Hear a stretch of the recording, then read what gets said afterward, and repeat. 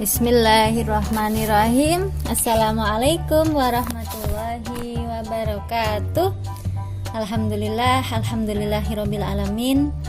Kita panjatkan puji syukur kita kehadirat Allah Subhanahu wa taala atas semua nikmat yang Allah berikan kepada kita, sehingga pada kesempatan kali ini teman-teman bisa melihat Bu Lilis lagi, bisa melihat wajah teman-teman kalian lagi.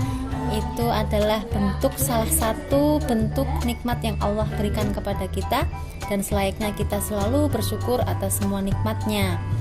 Dan salawat serta salam selalu tercurah kepada qudwah hasanah kita, Nabi Muhammad Sallallahu Alaihi Wasallam. Baik teman-teman, hari ini kita akan belajar tema 3, subtema 3, pembelajaran 3 dan 4. Sebelumnya mari kita awali dengan membaca Bismillahirrahmanirrahim.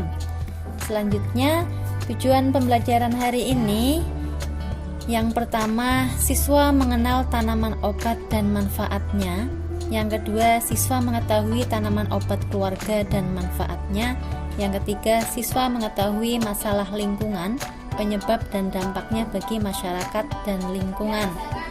Nah teman-teman, kemarin kita sudah belajar tentang tumbuhan, tentang tumbuhan dan hewan, dan perlu diingatkan kembali bahwa ketika kita menanam tanaman, seperti Rasulullah sampaikan dalam sebuah hadis bahwa ketika kita menanam tanaman dan tanaman itu akan menghasilkan oksigen dari proses fotosintesis, maka kita termasuk ikut juga bersedekah, sedekah oksigen. Nah, untuk hari ini nanti kita belajar tanaman obat yang ini juga sangat bermanfaat, terutama pada masa pandemi seperti sekarang ini ya. Oke, yang pertama ada jahe.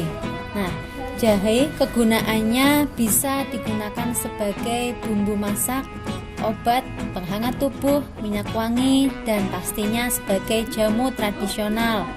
Nah, khasiatnya bisa mengobati batuk, melegakan napas, meningkatkan kekebalan tubuh, mengatasi masuk angin, mengurangi sakit kepala, dan sebagainya. Nah, jahe ditanam pada tanah gembur yang tidak tergenang. Nah, teman-teman sudah pernah melihat ya, dan pastinya semoga sudah pernah merasakan jahe itu rasanya seperti apa. Nah, ini sangat enak ketika dibuat minuman ya. Yang kedua ada kunyit. Nah, ini juga temannya jahe. Kunyit manfaatnya bisa digunakan sebagai tanaman obat, rempah bumbu masakan, serta jamu juga. Khasiatnya bisa untuk anti mikroba, pencegah kanker, mengatasi MAH, menurunkan kolesterol, antioksidan, mengatasi mual, kemudian bisa untuk membalut luka dan menghilangkan gatal pada kulit. Kunyit ditanam pada tanah gembur di bawah sinar matahari yang cukup.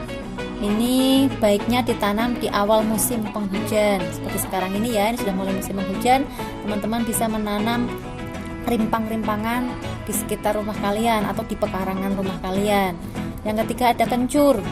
Nah, manfaatnya untuk ini juga sama, untuk bumbu masakan, obat, serta jamu. Khasiatnya bisa untuk mengobati influenza pada bayi, masuk angin, sakit kepala, batuk, dan kesleo. Kencur mudah ditanam pada lapisan tanah yang tidak terlalu kering dan tidak terlalu basah, dan sinar matahari yang cukup. Nah, itu tadi teman-teman beberapa rimpang-rimpangan yang bisa kita tanam di pekarangan rumah kita yang manfaatnya sangat banyak sekali. Kemudian selanjutnya ada tanaman obat keluarga atau toga. Tanaman obat keluarga merupakan sekumpulan tumbuhan atau tanaman yang dipetik untuk dipakai sebagai bahan pembuat obat herbal untuk mengobati penyakit. Ada banyak penyakit yang bisa diatasi hanya dengan memanfaatkan tanaman obat keluarga, karena mengandung zat tertentu yang memberikan khasiat pengobatan. Tanaman tersebut bisa dibudidayakan sendiri di rumah atau memetiknya, karena banyak yang tumbuh liar gitu ya, tumbuh di sekitar lingkungan. Berikut beberapa tanaman obat keluarga beserta khasiatnya untuk mengobati beragam keluhan penyakit. Yang pertama ada daun seledri. Nah, siapa yang tidak kenal dengan seledri? Semuanya tahu ya. Khasiatnya bisa mengatasi asma, diabetes, rematik, menurunkan tekanan darah, batuk dan mata kering. Nah, tapi untuk beberapa orang daun seledri bisa menimbulkan alergi. Selanjutnya yang kedua ada belimbing. Nah, ini star fruit ya, buah yang ketika dipotong nanti bentuknya seperti bintang. Khasiatnya bisa mengobati penyakit ginjal karena mengandung asam oksalat, banyak mengandung vitamin C, mencegah dehidrasi dan melancarkan pencernaan. Penderita diabetes dan kolesterol tinggi sebaiknya menghindari mengkonsumsi belimbing karena kandungan gula yang tinggi. Nah, yang ketiga ada kangkung. Nah, ini nih kita sering ya, sayuran yang sering kita masak juga termasuknya yaitu kangkung. Ini umumnya bagian yang dimasak adalah daun dan batangnya dalam keadaan matang ataupun mentah. Khasiatnya bisa menyembuhkan penyakit urat saraf lemah, migrain, insomnia atau sulit tidur, sariawan, sakit gigi, wasir, sembelit, cacar air, dan frambusia. Nah, selanjutnya yang keempat ada daun pepaya. Nah, ini nih buahnya juga enak dimakan ya.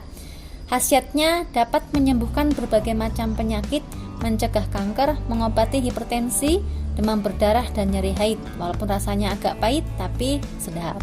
Tapi beberapa ada yang bisa mengolahnya menjadi masakan yang tidak berasa pahitnya ya. Kemudian yang kelima ada daun sirih. Khasiatnya bisa mengatasi penyakit batuk berdahak, sariawan, bronkitis, kulit berjerawat, sakit gigi, keputihan, demam berdarah, haid tidak teratur, masih banyak yang lain ya. Ini manfaatnya sangat banyak dan sebaiknya kita menanam di sekitar rumah kita. Kemudian yang keenam ada daun jambu biji. Nah, ini juga buahnya sangat enak. Daunnya juga bisa digunakan untuk mengobati diare. Yang ketujuh ada kayu manis.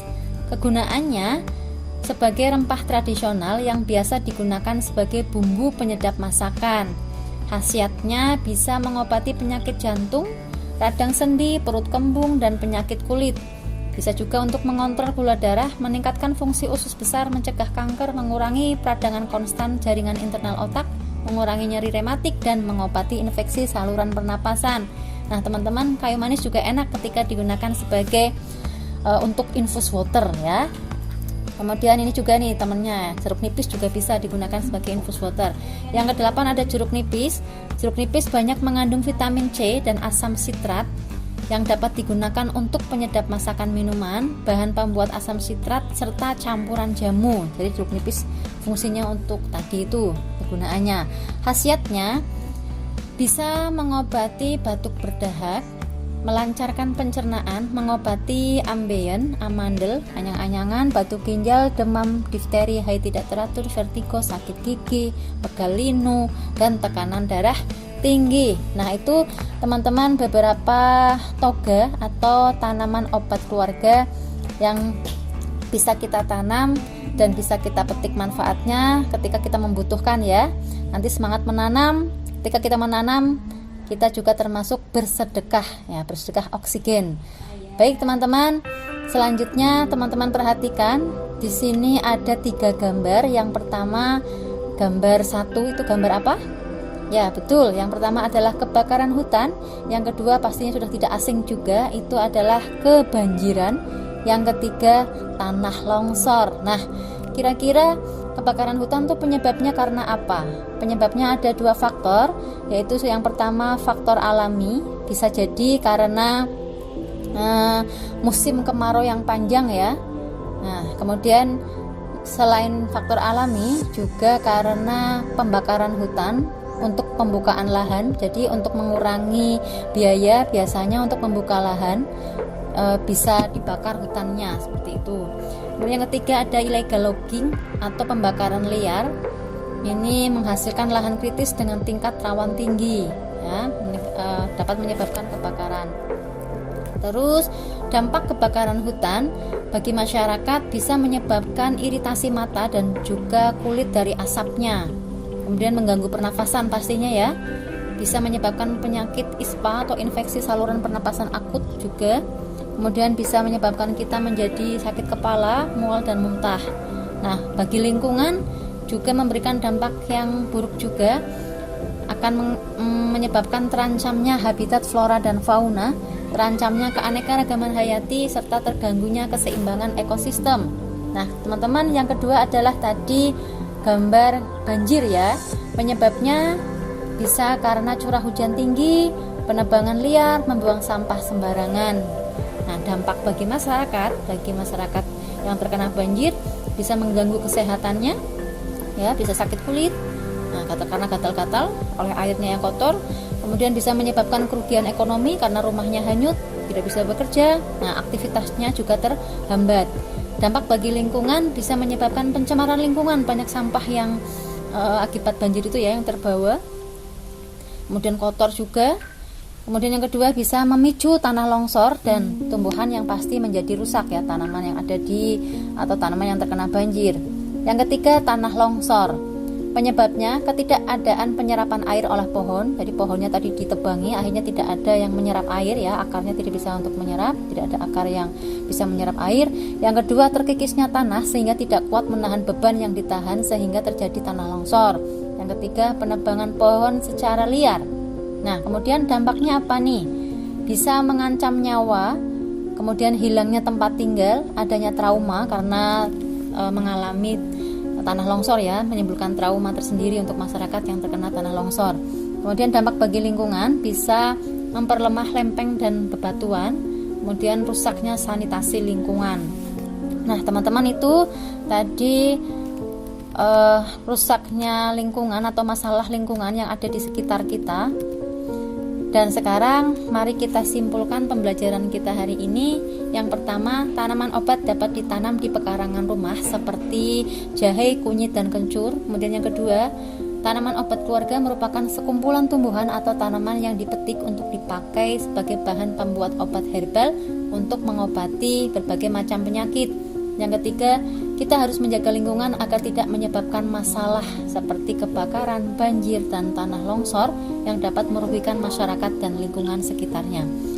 Nah, baik teman-teman, itu pembelajaran kita hari ini. Semoga bisa difahami ya, dan kita bersemangat untuk menjaga lingkungan yang ada di sekitar kita, terutama ya. Dan teman-teman, jika ada pertanyaan boleh komen di kolom komentar. Terima kasih atas perhatiannya. Jangan lupa like, komen, dan subscribe-nya. Oke, sampai ketemu di lain kesempatan. Wassalamualaikum warahmatullahi wabarakatuh.